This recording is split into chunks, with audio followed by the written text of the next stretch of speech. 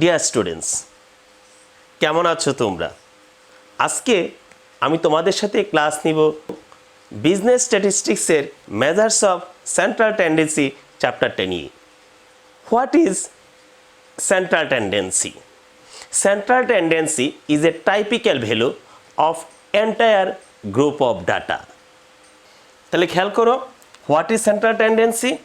Central tendency is a typical value of entire group of data. Next question হচ্ছে, what is measures of central tendency? Measures of central tendency indicates the value to be expected of a typical or middle data point. What is measures of central tendency? তাহলে খেয়াল করো, what is measures of central tendency? Measures of central tendency indicates the value to be expected of a typical or middle data point. What are the main measures of central tendency? There are three measures of central tendency: mean, median, mode. 3 number question টা কি? What are the main measures of central tendency? There are main 3 measures of central tendency: mean, median, mode. এখন একটি উদাহরণের মাধ্যমে আমরা মিন, median, mode অঙ্কগুলি করতে শিখব।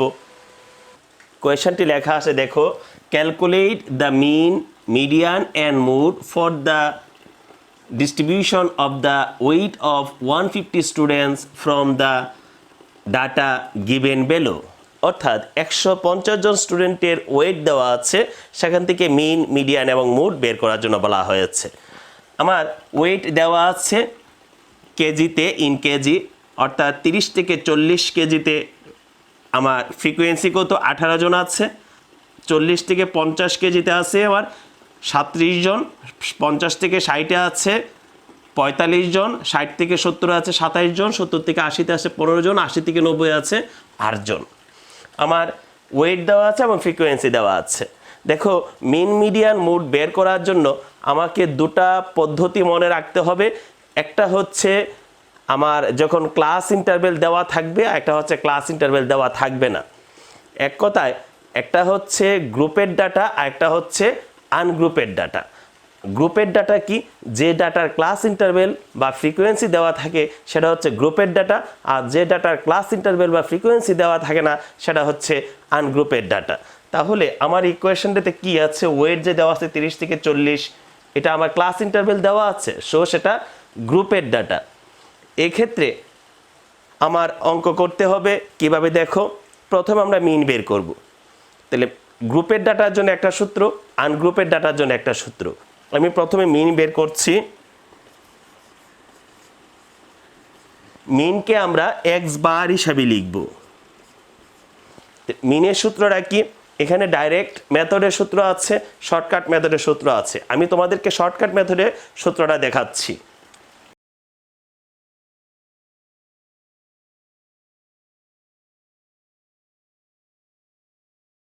মিন সমান হচ্ছে A plus summation F D by N into C. A means assume mean. Assume mean শব্দের অর্থ হলো কল্পিত গড়, অর্থাৎ আমরা যে কোনো একটা মান এখানে কল্পনা করে বসিয়ে দিব। Summation F D by N into c, এই সূত্রটা লেখার পর আমরা একটা টেবিল তৈরি করব। টেবিলের মাধ্যমে আমরা মানগুলি এখানে বসাবো, তারপর আমাদের কাঙ্ক্ষিত আনসার পেয়ে যাব। দেখো টেবিলটা কীভাবে করব।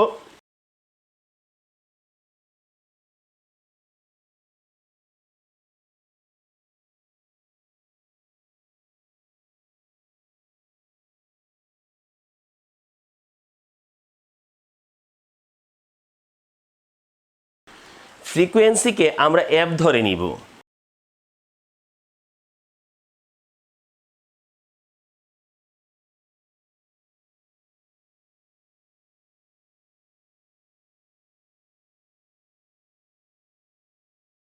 খেয়াল করো, যে প্রশ্নটা আছে আমরা প্রশ্নটা লিখেছি, ওয়েট লিখেছি, ফ্রিকোয়েন্সি লিখেছি।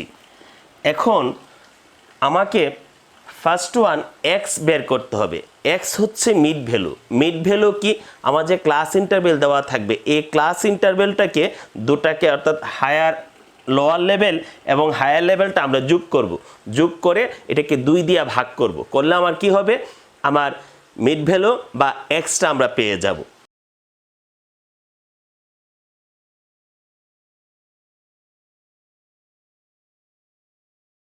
তাহলে মিড ভ্যালুটা আমরা কেমনে বের করতে পারি খেয়াল করো, 30 আর 40 যোগ করলে কত হয় 70, 70কে 2 দিয়ে ভাগ করলে কত হবে 35, 40 আর 50 যোগ করলে কত হয় 90, 2 দিয়ে ভাগ করলে কত হবে 45।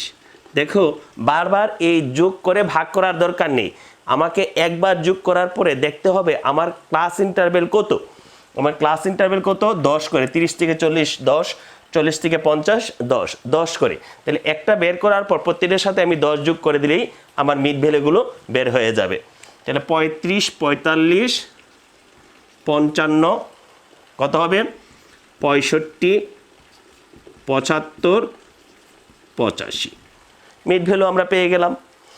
এরপরে স্যার যে কাজটা করতে হবে, আমাকে ডি ভ্যালুটা বের করতে হবে, ডি এর ভ্যালুটা, D means deviation, D means কি ডিভিয়েশন বা বিচ্যুতি। সে বিচ্যুতি হচ্ছে কি, ডি এর ভ্যালুটা হচ্ছে x minus a by C.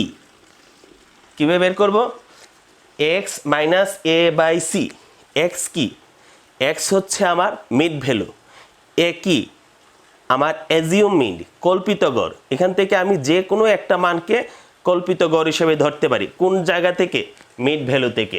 Mid value থেকে আমি যে কোনো একটা মান ধরে নিব অঙ্কটা করার সুবিধার্থে, মিড ভ্যালু থেকে না করলেও হবে, এর বাইরের থেকে মান ধরলেও হবে, কিন্তু আমরা এক্স বা মিড ভ্যালু থেকে যে মানটা ধরবো, ধরলে আমাদের ক্যালকুলেশন একটু সুবিধা হবে, এই কারণে আমরা এক্স থেকে এর মানটা ধরে নিব এবং চেষ্টা করব মাঝামাঝি কোনো একটা মান ধরার জন্য। মাঝামাঝি ধরতে হবে এমন কোনো কথা নেই, যে কোনো জায়গা থেকে ধরলে হবে, তবে আমরা ক্যালকুলেশন সুবিধার জন্য মাঝামাঝি কোনো মান ধরবো। তাহলে আমি এখানে মাঝামাঝি হিসেবে 55কে ধরে নিই, এ ধরে নিলাম কত 55। তাহলে এ মিন্স অ্যাজিউম মিন বা কল্পিত গড়, তাহলে আমি কত ধরলাম 55কে ধরলাম। এখন দেখো d x minus a by c, তাহলে এক্স এখানে কত 35, এ কত আমরা ধরেছি 55, 35 মাইনাস 55 কত হচ্ছে 20, এবং ক্লাস ইন্টারভ্যাল কত 10, তাহলে কত দিয়ে ভাগ করব 10 দিয়ে ভাগ করব, কত আসবে -2। 45 মাইনাস 55 কত আসবে -10, 10 দিয়ে ভাগ করলে -1, আর 55 মাইনাস 55 কত আসবে 0, 0কে 10 দিয়ে ভাগ করলে আমার 0ই আসবে। তারপর দেখো এখানে +1 হবে, এখানে +2 হবে, এখানে +3 হবে, এভাবে যদি আমরা করতে থাকি, যেমন 65 মাইনাস 55 10 ডিভাইডেড বাই 10 কত হবে 1, তাহলে +1 +2 +3, ক্লিয়ার, আমরা ডি ভ্যালুটা পেয়ে গেলাম। এখন দেখো এফ এর ভ্যালু আমরা পেলাম, আবার ডি এর ভ্যালু আমরা পেলাম। এখন কি করব, এফ এবং ডি গুণ করে দিব। এফ কত 18, তাহলে 18 ইন্টু 2 কত 37 into -1 -37, 45 into 0 0, 27 into 1 27, 15 into 2 30, 8 into 3 24। এখন কি করব স্যার, সবগুলোকে আমরা যোগ করে দেব, তাহলে যোগ করে দিলে আমরা কি পাবো summation F D, summation F D. আমরা ক্যালকুলেটরের মাধ্যমে একটু যোগ করে নিই, তাহলে কত পেলাম 8 পেলাম। এখন আমরা মানটা বসিয়ে দিই, এ কত ধরেছি আমরা 55 প্লাস সামেশন এফ ডি আমরা কত পেয়েছি 8।